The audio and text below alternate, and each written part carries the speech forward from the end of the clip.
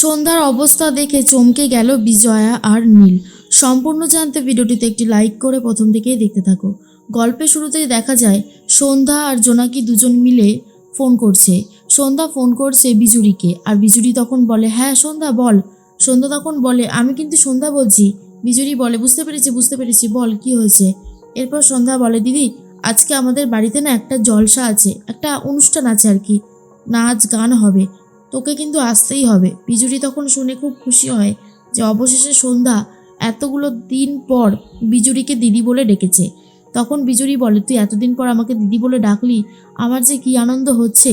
সন্ধ্যা তখন বলে, আরে ডাকবো নাইটা বা কেন, আমি তো ভুলে গেছিলাম, আমি এখন সব কিছু মেনে নিয়েছি, আর আগের কোনো কথা আমি ভাবতেই চাই না, তাই ও সমস্ত ভেবে আর কি হবে, আমি যেটা ভাবছি এখন সেটাই হবে, আসবি তো। বিজুরি তখন বলে, আরে হ্যাঁ রে, আমি তো তোর বাড়ি যাওয়ার জন্য উদ্দেশ্যে বেরিয়েছি, রাস্তাতেই দাঁড়িয়ে আছি, এখন একটা অটো পেলেই টুক করে উঠে যাব আর তোর বাড়িতে গিয়ে চলে যাব। আর তখনই সন্ধ্যা বলে, তাহলে তো খুব ভালো, চলে আয়, ঝটপট করে চলে আয়।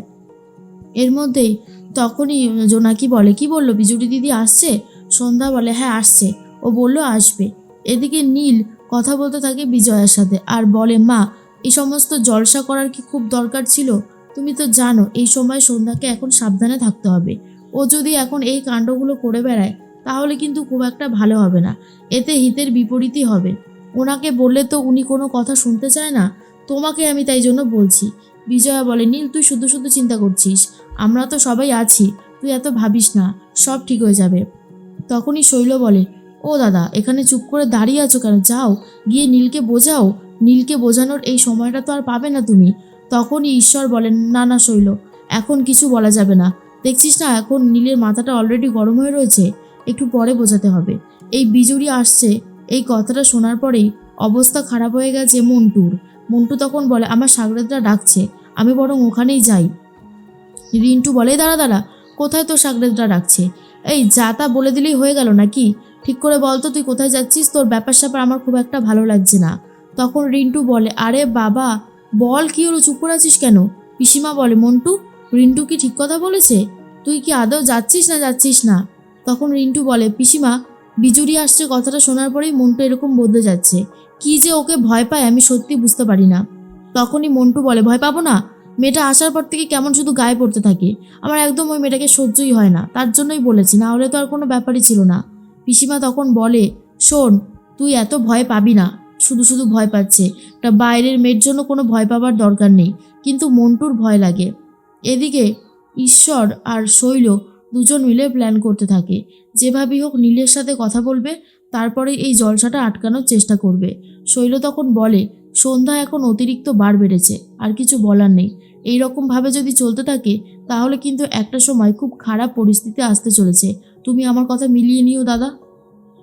আকাশ কথা বলতে থাকে বিজুরির সাথে আর বলে, তুমি এসেছো খুব ভালো হয়েছে, আমার আর ভালো লাগছে না জানো তো, তোমার বোনের এই কাণ্ড কারখানা দেখে আমি আর মেনে নিতে পারছি না।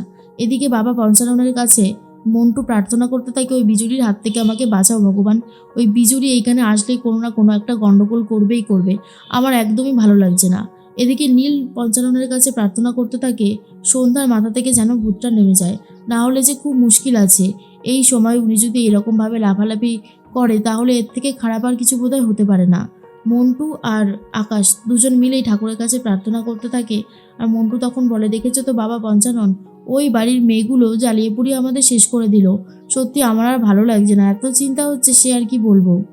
এর মধ্যেই সন্ধ্যা ডাকতে থাকে জ্বালাময়ীকে আর বলে, জ্বালা দিদি সমস্ত ঘরটা সাজানো হয়েছে তো? তখন জ্বালাময়ী বলে, আরে হ্যাঁ হ্যাঁ আমি সাজিয়ে দিচ্ছি, আর একটু বাকি আছে বৌঠান, তুমি চিন্তা করো না। বৌঠান বলে, না না সাজাতে তো হবেই তাই না, না সাজিয়ে তো আর কোনো উপায় নেই, খুব সুন্দর করে সব কিছু অ্যারেঞ্জমেন্ট করতে হবে, আমার তো তর্স হয়েছে না, খুব আনন্দ হচ্ছে, কতক্ষণে দেখবো সেটাই মনে হচ্ছে। এর মধ্যেই বিজুরি চলে এসেছে, সেটা দেখার পর মন্টু আবার ভয় পেয়ে যায়। আর বিজুরিকে দেখে সন্ধ্যা বলে, আরে দিদি কখন আসছিস তুই, আমার তো কি আনন্দ হচ্ছে, তুই এখানে কথা বল, আমি বরং ভেতরটা একটু গুছিয়ে আসি। এরপরে রিন্টু তখন বলে, দেখো পিসিমা দেখো, মন্টু ভয়ে রীতিমতো পা কাঁপছে ওর। তখনই বিজুরি মন্টুকে বলে, আরে কোথায় যাচ্ছেন, আপনারা তো তারা কিসের বলুন তো, যখনই আমাকে দেখেন তখনই যেন কেমন একটা উল্টোপাল্টা চিন্তাভাবনা করতে থাকেন, এই জন্যই না আমার আপনাকে এত ভালো লাগে, তা সবাইকে বলে দেবো নাকি আপনার কথাটা? তখনই মন্টু ভাবে মনে মনে, আমি আবার কি করলাম? তাহলে কি সন্ধ্যা কোনো গোপন কথা জেনে গেছে? ওরে বাবারে, এই মেয়ে তো দেখছি আমাকে শান্তিতে থাকতেই দেবে না, নিশ্চয়ই কিছু জেনে গিয়ে বিজুরিকে বলেছে, তার জন্যই বিজুরি এই সাহসটা পাচ্ছে। বিজুরি কি আবার জানতে পেরেছে কে জানে। তখনই বিজুরি বলে, কি হলো, চুপ করে আছেন যে? রিন্টু তখন বলে, দেখেছো, দেখো দেখো বিজুরি কিভাবে আমার ভাইটাকে চেপে ধরেছে। মন্টু তখন বলে, না না, বলতে হবে না, থাক থাক, চুপই থাকা ভালো। এর মধ্যেই সন্ধ্যা বলে, দিদি দিদি, এ কি মালা পরালি কেন তুই আমাকে? তখনই বিজুরি বলে, তোর জয় জয়কার সব দিকে ছড়িয়ে পড়েছে রে সন্ধ্যা, তোর সমস্ত কথা গ্রামে গ্রামে ছড়িয়ে যাচ্ছে, আমার তো খুব আনন্দ হচ্ছে, তাই তোকে জয়ের এই মালা আমি পরিয়ে দিলাম। তার মধ্যেই সবাই মিলে দেখে বলে, সন্ধ্যা, তুমি শুধু মনোনয়নপত্র জমা দিয়েছো, ভেবেও না যে তুমি এখনই জিতে গেছো, এখনো জেতা অনেক বাকি আছে, বুঝলে তো? সন্ধ্যা তখন বলে, হ্যাঁ সেটা তো আমি খুব ভালো মতনই জানি, আমি আবার জানবো না সেটা কখনো হতে পারে বলুন? আর তখনই নীল বলে, কি করে সন্ধ্যাকে আটকাবো? একটা রাস্তাও যদি খোলা থাকে, বুঝতে পারছি না কি করলে ভালো হবে। তার মধ্যেই শৈল তখন বলে, আমার দাদাই জিতবে, ও কখনোই জিততে পারবে না, বুঝতে পেরেছো বিজুরি? বিজুরি বলে, আমি যা বুঝতে পারছি, কিছুদিন পরে যখন সন্ধ্যা জিতবে, তখন এই আপনারাই সন্ধ্যাকে মালা পরানোর জন্য ছুটে যাবেন, জয়ের মালা। তারপরেই তখন শৈল বলে, সন্ধ্যাকে মালা পরানোর আগে যেন আমি নিজে মালা পরে ছবি হয়ে যাই। তখন বিজুরি বলে, তথাস্তু। আর এই কথাটা শোনার পর শৈলর প্রচণ্ড রাগ হয়। পিসিমা বলে, এই যে শুরু হয়েছে যা ঝামেলা, এখান থেকে নিস্তার পাওয়ার উপায়টা তো দেখতে পাচ্ছি না। অন্যদিকে আকাশ তখন ভাবতে থাকে, না, এই রকম করতে থাকলে খুব মুশকিল হয়ে যাবে, আমি বলছি কি সন্ধ্যা, এ সমস্ত বন্ধ করুন, এগুলো করবেন না।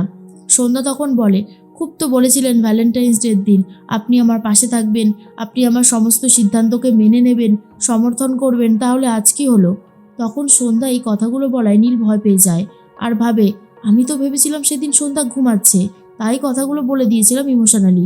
সন্ধ্যা তার মানে সব কিছু শুনতে পেয়ে গেছে? সন্ধ্যা তখন বলে, কি ভাবছেন আমি সব কিছু শুনতে পেয়ে গেছি, তাই তো? হ্যাঁ, আমি সেদিন তখন অতটাও ঘুম আসেনি যে আমি আপনার কথা শুনতে পাবো না, আমি আপনার সমস্ত কথাই শুনেছিলাম। নিন, এবারে আমার পাশে থাকুন, এটাই তো আপনার উচিত করা, তাই না? এর মধ্যেই তখনই সন্ধ্যারা সবাই মিলে চলে যাচ্ছে পিসিমাদের ঘরে। আর বিজয়া তখন বলে, কি করবে বৌমা? তখনই সন্ধ্যা বলে, নেমন্তন্ন করব। আমাদের আজকে যে জলসাটা আছে সেখানে আমরা প্রধান মশাই আর তার পুরো পরিবারকে নেমন্তন্ন করবো, আসুন। তখনই ঈশ্বর বলে, কি ব্যাপার, তোমরা দল বেঁধে এখানে এসেছো?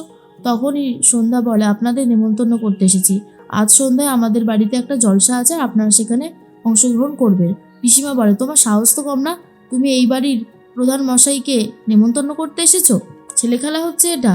প্রধান মশাই বলে, আজ তো আমাদের বাড়িতেও জলসা আছে, তোমরাই না হয় এসো। তখন সন্ধ্যা বলে, এই বাড়িতে একটাই জলসা হবে, যেটা আমি আগে অ্যারেঞ্জ করেছি সেটাই। এরপর ঈশ্বর তর্ক করতে থাকে আর হঠাৎ করে দেখা যায় নীলও রেগে যাচ্ছে আর বলে, কি দরকার এসব করার, করতে হবে না। আর ঠিক তখনই সন্ধ্যার পেটে ব্যথা শুরু হয়ে যাচ্ছে, যেটা দেখার পর বিজয়া আর নীল দুজনেই খুব ভয় পেয়ে যায়।